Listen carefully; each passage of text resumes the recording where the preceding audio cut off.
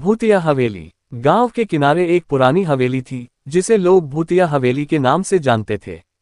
कहते थे कि उस हवेली में रात के समय अजीबोगरीब आवाजें सुनाई देती थी और वहां किसी ने एक काली छाया को भी देखा था। गांव में रमेश नाम का एक व्यक्ति था, जो इन सब बातों पर विश्वास नहीं करता था। वह बहुत साहसी था और उसने ठान लिया कि वह उस हवेली की सच्चाई का पता लगाएगा। एक रात वह टॉर्च लेकर हवेली में चला गया।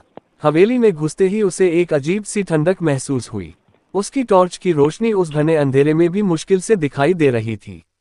वह धीरे धीरे हवेली के अंदर बढ़ता गया। अचानक उसे लगा कि किसी ने उसके पीछे चलने की आवाज सुनी। उसने पलट कर देखा, लेकिन वहां कोई नहीं था। वह इसे अपनी कल्पना मानकर आगे बढ़ा। थोड़ी देर बाद उसे एक कमरे के दरवाजे के पीछे से किसी के रोने की आवाज आई। उसने दरवाजा खोला तो देखा कि कमरे के कोने में एक सफेद साड़ी पहने औरत बैठी थी।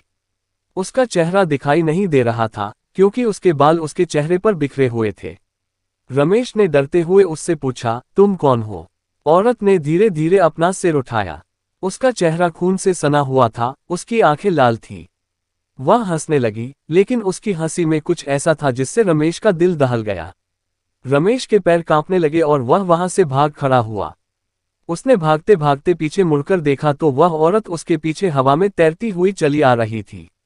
रमेश ने पूरी ताकत लगाकर हवेली से बाहर की तरफ भागा, लेकिन जैसे ही वह दरवाजे के पास पहुंचा, दरवाजा अपने आप बंद हो गया।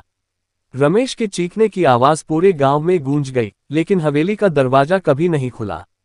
अगले दिन गांव वालों ने उस हवेली के सामने रमेश की टॉर्च पड़ी पाई, लेकिन रमेश का कोई पता नहीं चला। Dash dash dash. ये कहानी गांव में आज भी सुनाई जाती है और उस हवेली में कोई जाने की हिम्मत नहीं करता।